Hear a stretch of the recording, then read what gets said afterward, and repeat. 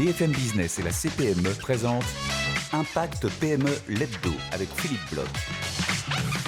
Bonjour à toutes, bonjour à tous, bienvenue dans le deuxième épisode de la saison 6 d'Impact PME, l'événement 100% PME de BFM Business et de la CPME qui nous permettra bien sûr de nous réunir à nouveau à Station F le 24 juin prochain pour une journée de solutions et de networking. Et on parlera bien sûr aussi du moral et de la température. On va prendre la température du moral des entrepreneurs le 24 juin, mais aussi dès aujourd'hui avec mes 3 premiers invités avec lesquels on va également parler de facture électronique et de transmission d'entreprise. Avec mes 3 invités que je vous présente tout de suite.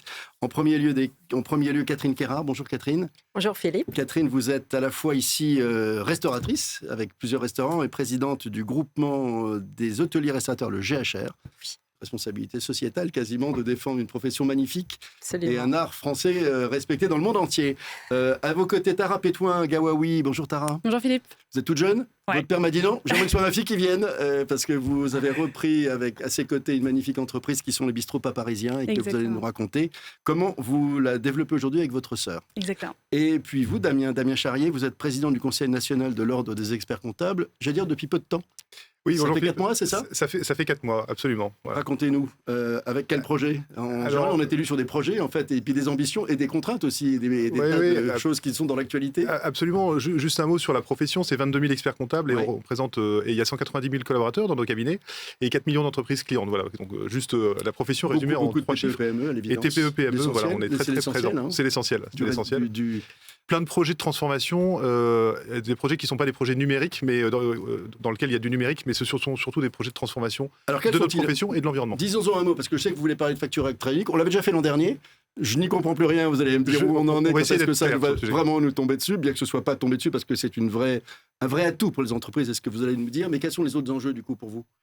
Il y a des enjeux autour de la data, bien entendu, de l'intelligence artificielle, dans une profession qui, comme la nôtre, qui est une profession réglementée, parce qu'on détient les données de nos clients, et il faut qu'on respecte la confidentialité, le secret professionnel, tout ça avec des outils qui sont parfois non souverains, qui peuvent être parfois un peu agressifs. Bien sûr. Donc on a tous ces enjeux de conservation, on va dire. Et est-ce qu'une de vos missions est également d'accélérer la digitalisation de vos clients ou pas vraiment ? Absolument. Oui. Absolument. Vous en avez fait également une mission. Et c'est pour ça, justement, effectivement, qu'on va parler de facture électronique, parce qu'on pense que c'est un vrai atout pour les entreprises, pour revoir sa chaîne, notamment sa chaîne d'achat. Alors, je disais qu'on est un peu perdu parce que ça n'arrête pas de changer. Est-ce que c'est stabilisé ? Est-ce que l'on sait exactement qui, quand, pour quand ? Enfin, quand est-ce que ça démarre pour qui ? Parce qu'en fonction de la taille de l'entreprise, ça a beaucoup bougé. Oui, alors en fait, on sait.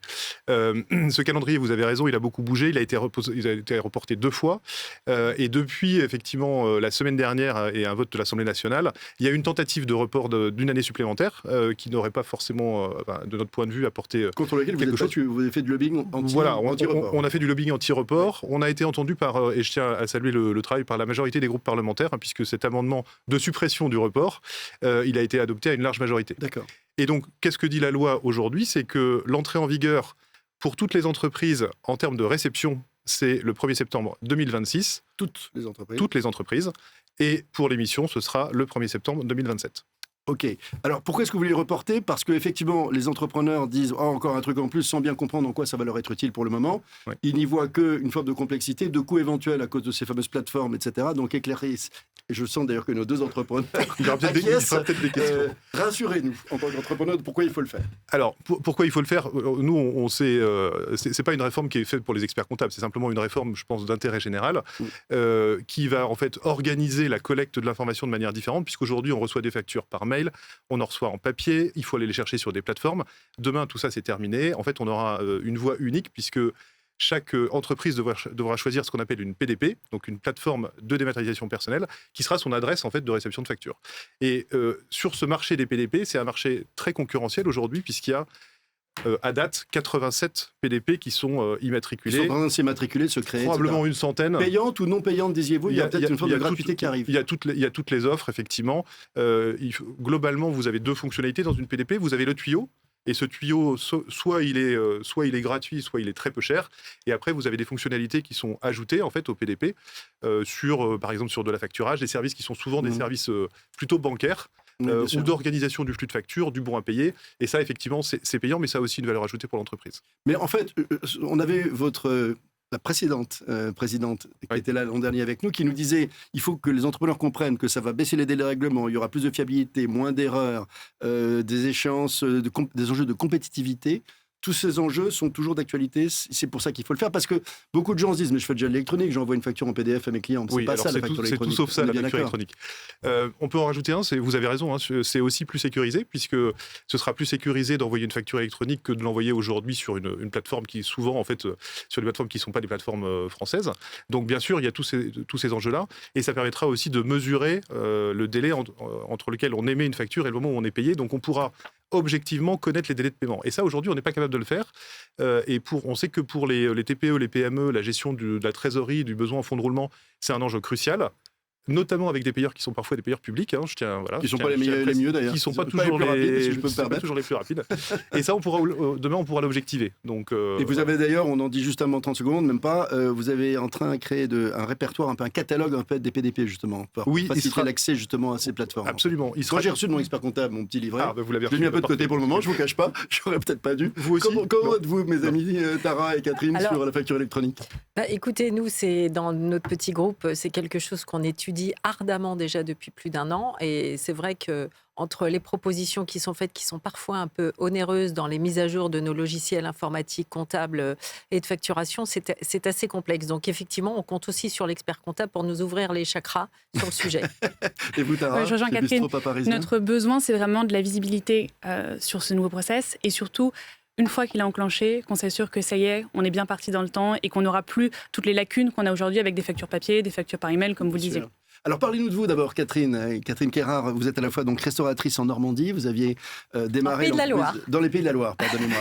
Vous avez démarré en fait une entreprise avec votre époux, je crois, et vous avez eu jusqu'à 12 restaurants. C'est ça. Aujourd'hui, vous baissez un peu la garde parce que vous faites une forme de transmission avec certaines de vos équipes. Exactement. Et puis parallèlement à ça, vous avez un jour ça m'a amusé d'ailleurs, c'était pas drôle. Un jour avec un prud'homme, je crois, vous avez une espèce d'angoisse existentielle et vous êtes dit, il faut que je trouve quelque chose de sociétal pour aider les entrepreneurs, etc. Et vous êtes devenue adhérente du groupement des hôteliers et restaurateurs, dont vous êtes devenue aujourd'hui la présidente. Alors parlez-nous de Catherine, entrepreneur et présidente du GHR en fait. Alors on a sauté le pas avec mon époux, on avait tout juste 40 ans à peu près. C'est comme ça, un jour on s'est dit, voilà, la crise de la quarantaine, on va créer de l'emploi. En tant que salarié avant ou déjà entrepreneur? Oui, j'étais salarié, mais j'étais salarié dans le groupe familial de mon père. D'accord, c'est ça là, oui, mais entrepreneur. Voilà. Mais voilà, on a décidé de se lancer avec mon époux dans le secteur de l'hôtellerie-restauration. Tout simplement, c'était pas mon secteur d'origine, mais j'ai payé mes études en étant serveuse. Et j'ai adoré ce métier-là, j'ai adoré le contact. Et en venant de l'industrie, j'ai trouvé que ça me plaisait énormément, ce contact. Et puis, une histoire familiale aussi en rapport avec le bien manger. Et donc, je trouvais que ça avait du sens chez nous de défendre notre art de vivre et le bien manger. Voilà, vous êtes très attaché à ça. Vous dites qu'il y a un patrimoine français. C'est aussi ça que vous tentez défendre au sein du GHR et de cet engagement syndical, en fait. Notamment, oui.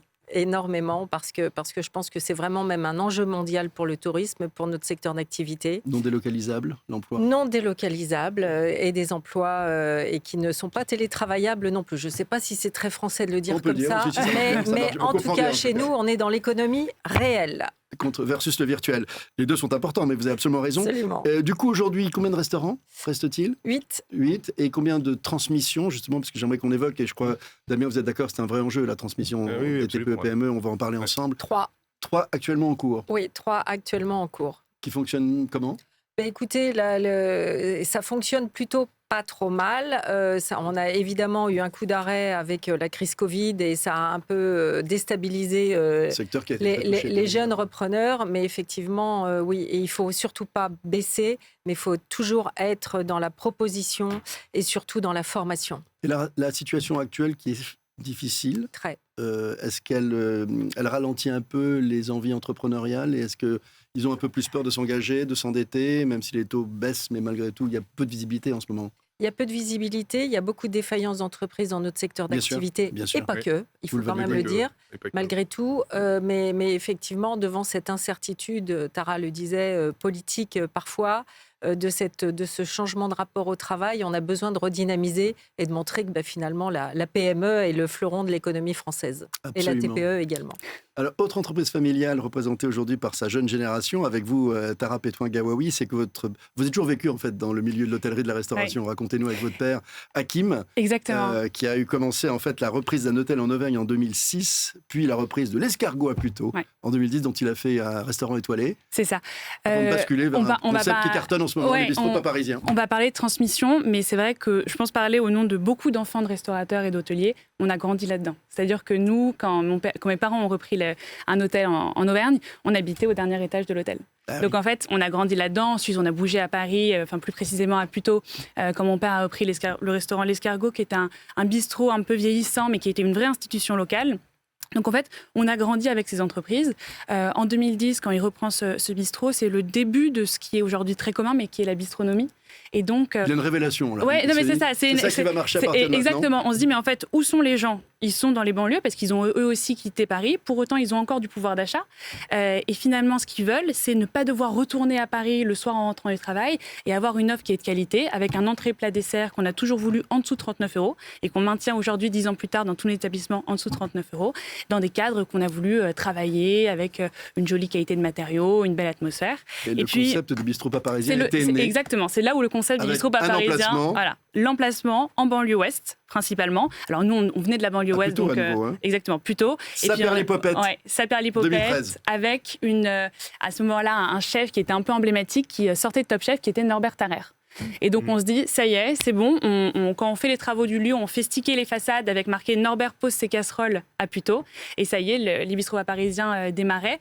Ensuite, on a continué les ouvertures, quasiment 1 à 2, même à 3 maintenant par an. Avec toujours, si je peux me permettre, des noms parfaits. Sapristi, Cocoroco, Tata Yo-Yo. Enfin. Ouais, c'est ça, c'est le petit nom un peu décadent. En fait, l'idée, c'est qu'on a voulu reproduire le même modèle avec une offre qui était assez similaire dans la qualité et dans les prix. Et pour autant, on ne voulait surtout pas créer une chaîne de restaurants. Et on voulait que chacun des restaurants ait sa véritable entité, parce que les gens, quand ils viennent dans un établissement, ils ont envie d'être dans une affaire de patron. Ils ont envie d'être reconnus par le directeur, ils ont envie d'avoir des plats qui changent, des cartes courtes. Et donc, c'est ce qu'on a voulu créer, même si on en avait beaucoup. Voilà, c'est-à-dire que vous avez vraiment un vrai cahier des charges. Pas de rachat de fonds de commerce, 400 mètres carrés, terrasse de 100 couverts, loyer faible, 4%, exactement. Pas au-delà, menu entrée plat dessert à moins de 39 et systématiquement carte côte, 4 entrées, 4 plats, 4 desserts. Et en fait, c'est la clé d'un vrai succès, parce qu'aujourd'hui, il y a combien de restaurants du coup ? Aujourd'hui, à la fin d'année, on aura 15 restaurants. On a un peu moins de 500 salariés aujourd'hui et on réalise un chiffre d'affaires qui est légèrement en dessous de 50 millions d'euros. Parlons de la transmission, justement, parce que vous avez fait un pacte, du trail, en fait. Exactement. Et j'aime bien qu'on évoque avec vous, Damien, mais racontons peut-être cette histoire et dites-nous ce que vous en pensez. Avec plaisir. Nous, il y a 2 ans, donc ma sœur et moi, j'ai fait des études de droit, ma sœur a fait une école de commerce. Notre père nous réunit un jour et nous dit, écoutez, maintenant, il faut me dire, soit je vends, soit vous me dites que vous venez dans l'aventure, et dans ce cas-là, c'est plus du tout la même manière de se projeter. La même configuration, notamment fiscale. Ouais, exactement. Nous, on a grandi là-dedans. C'est impossible de s'en détacher. En n'étant pas opérationnel à l'époque, où vous étiez déjà... on avait fait pendant nos études, exactement. On avait fait pendant nos études avec nos amis, les services les étés pour après se payer les vacances. Voilà. Mais rien de plus. Vraiment, je fais du droit social, ma sœur a fait une école de commerce, donc rien à voir. Et on se dit, OK, allons-y. Et donc, on entre toutes les deux dans cette entreprise avec des postes. L'idée, c'est qu'en fait, on fasse un peu tous les postes, mais des postes attitrés. Ma sœur plus vers le contrôle de gestion et moi plus sur le volet juridique. Et puis, à un moment, on se pose la question, qu'est-ce qui se passe demain si l'entreprise nous est transmise ? Et là, il y a ce fameux rendez-vous avec des avocats qui nous annoncent, c'est 12 millions d'euros. Qui vous annoncent la douloureuse. Impossible. Si vous prenez aucune disposition. Exactement. Si on n'anticipe pas ce passage-là, ce qui a mis 10 ans, et même plus si on remonte encore, mais ce que mon père a fait et ce que mes parents ont fait pendant 10 ans, on ne pourra pas dans tous les cas payer la succession parce qu'on n'aura pas cet argent-là. Et donc, ce qu'il faudra faire, c'est vendre.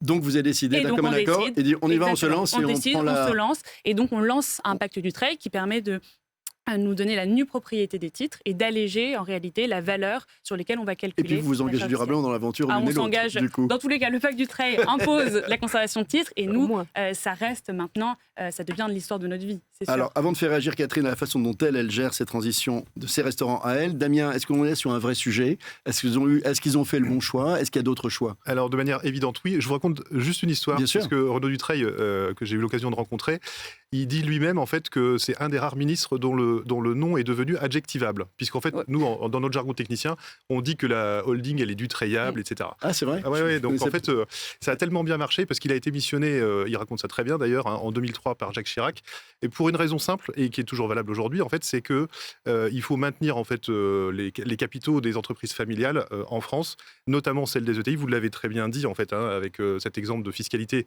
non préparée qui s'élèverait à 12 millions d'euros. On a des fleurons en France et il faut maintenir ça en France. Et donc là, il y a un petit message quand même, c'est qu'il peut y avoir une opposition entre une logique de court terme qui consiste à aller collecter l'impôt tout de suite, mais qui met en danger les entreprises et qui les met notamment en danger de passer sous capitaux étrangers.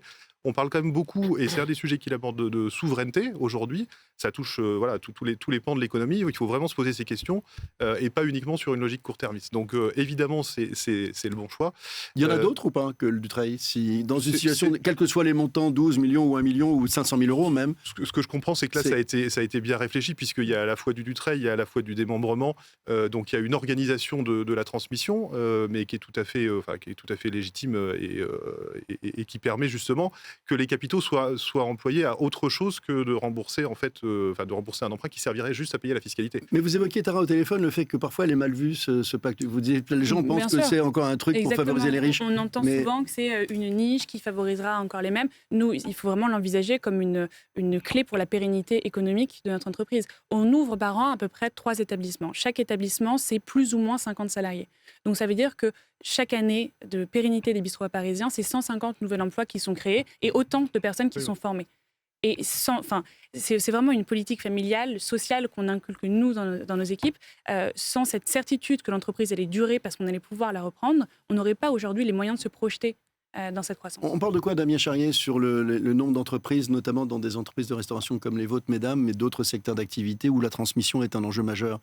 Sur le pacte Dutreil ou pas que la transmission au sens large des TPE-PME en tant qu'expert comptable, quel regard portez-vous? La transmission, c'est un sujet majeur parce qu'on sait qu'il y a toute une génération de chefs d'entreprise qui se sont construits et qui vont en fait demain céder la main. Donc il y a plusieurs sujets. Il y a un sujet de manière évidente de trouver le successeur. Et donc là, nous, on y est attentif avec un dispositif qui s'appelle Business Story Reprise, mais on travaille aussi en interprofessionnalité pour mettre en contact en fait des cédants et des repreneurs. Et je pense que vous avez ça aussi, j'imagine, dans les filières. C'est le premier élément clé, en fait, c'est de faire qu'il y ait un match en fait entre un cédant et son repreneur. Et puis ensuite, il y a tous les dispositifs d'accompagnement, de préparation des salariés, de financement. Mais on peut pas occulter la fiscalité. C'est pour ça que si on revient sur le pacte Dutreil, sans ces outils-là en fait de transmission, il y a des transmissions qui ne peuvent pas s'opérer. Ou alors, en fait, ça veut dire que les capitaux sont consacrés à autre chose que de la croissance. Et en fait, du coup, on fragilise l'économie en faisant ça. C'est pour ça que je réitère mon message, mais je suis d'accord avec vous. Il ne faut pas le regarder comme une niche fiscale qui sert juste à favoriser en fait, une certaine... Il n'est pas menacé, ce pacte Dutreil. Tout est menacé en ce moment. Il a été en balance sur la dernière loi de finances. Et heureusement, les députés, sans doute d'ailleurs, grâce aux experts comptables, mais également aux branches professionnelles et aux interpros, ont mis à haro en disant « Attendez, si vous faites ça, vous allez effondrer des pans de l'économie. » Et surtout, il y aura pas, à l'heure où on a des crises de repreneurs, là, il n'y aura plus de repreneurs du tout. En tant que président du GHR, c'est aussi une de vos préoccupations ou peu, cette thématique de la transmission sur... Vous gérez donc, en quelques chiffres, GHR quand même, parce que ça gère beaucoup de monde et beaucoup d'entreprises. Alors, le GHR en lui-même fédère 15 000 entreprises de notre secteur d'activité et à peu près 180 000 salariés. D'accord. Hôtellerie, restauration. Hôtellerie, restauration, traiteur, discothèque, bowling. Ah oui, il y a tout ça aussi. Quand je dis traiteur, c'est traiteur organisateur de réception. D'accord, c'est pas les traiteurs dans une petite boutique qui n'ont pas de c'est pas le même métier. Et qui on va acheter de quoi dîner le soir en rentrant parce qu'on n'a pas le temps de faire la cuisine. C'est pas cela. Et du coup, quels sont les grands enjeux du coup de votre métier aujourd'hui? Tous les grands enjeux qui sont à la fois sur des transitions environnementales, mais évidemment ce qu'on vient de dire tout à l'heure sur la transmission aussi. Et puis, je le disais en préambule, c'est notamment le respect des filières, défendre notre économie sur le bien manger, sur son attractivité touristique de par le monde, pour essayer de capter et garder nos 1 million de touristes, nos 100 millions de touristes par an qui viennent chaque année depuis l'étranger, c'est important. L'an dernier, votre prédécessrice, je ne sais pas comment on dit, la présidente précédente de votre organisation parlait beaucoup de durabilité. Oui. C'est un sujet que je ne sais pas si vous souhaitez l'exprimer cette année de la même façon. Est-ce que c'est également une de vos missions? Est-ce que c'est également très important à un moment où effectivement elle est parfois remise en cause par des enjeux à la fois économiques, de toute nature, et notamment j'aimerais bien voir aussi Tara sur chez vous, Bistrot Pas Parisien, comment vous appréhendez ce thème très large de la durabilité de vos business et de la RSE au sens large? Alors la durabilité, c'est effectivement important dans les cabinets d'expertise comptable. C'est un facteur d'attractivité déjà parce que on ne l'a pas beaucoup évoqué, mais nous aussi on a des collaborateurs qui recherchent du sens, et la durabilité ça fait partie des choses qui contribuent en fait à l'image positive de la profession.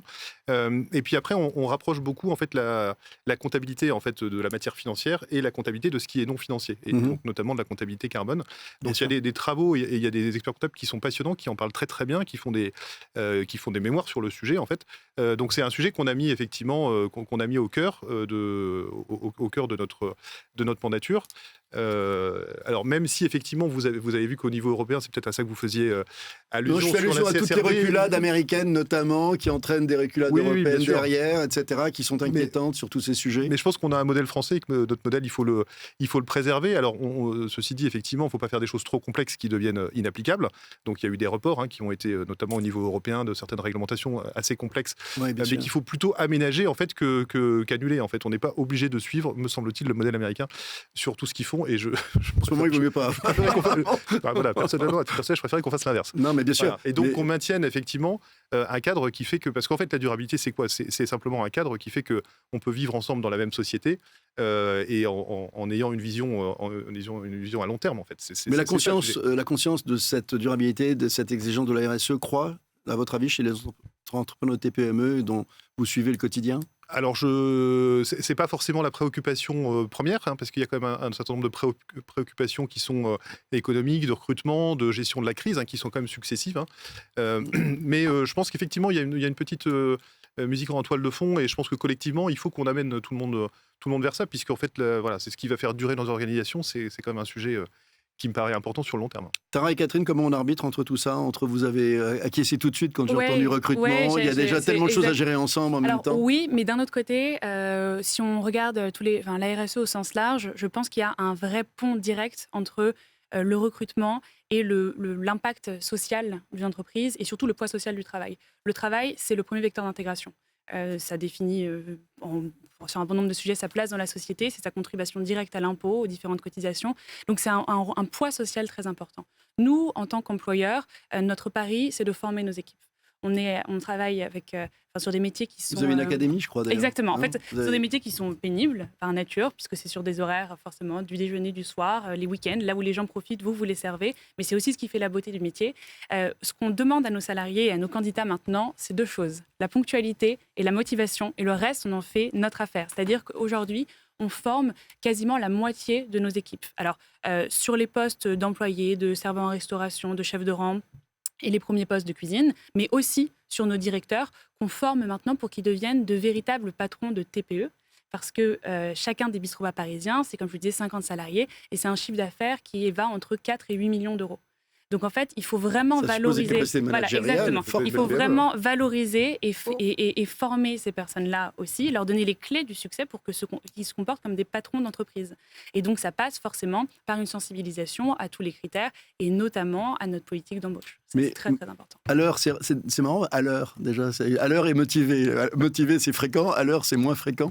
Mais motivé, comment on motive dans la restauration aujourd'hui par rapport au fait que c'est un métier qui est quand même assez décrié avec les coupures, etc. Alors, on essaye le plus possible d'aménager les plannings, comme vous dites. Donc en fait, la coupure, c'est le service du midi, le service du soir. Le continu, c'est je travaille le matin, je fais un service et je rentre. Le continu du soir, c'est je fais le service du soir, la fermeture et je rentre.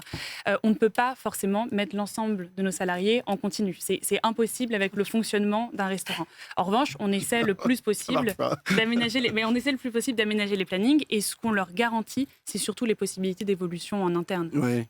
Aujourd'hui, c'est ça, grandir avec la boîte. Grandir avec la boîte. Aujourd'hui, notre directrice multisite et notre chef exécutif, c'est clairement les 2 rôles les plus importants. Ils ont démarré il y a 10 ans, vous parliez de l'escargot, ils ont démarré là-bas, chef de rang et en cuisine. Mais pour ça, il faut de la croissance, Catherine, du coup. Il faut de la croissance, il faut de la communication. Damien le disait tout à l'heure, si on ne veut pas que nos fleurons partent dans des fonds de pension étrangers, il faut qu'on les défende coûte que coûte.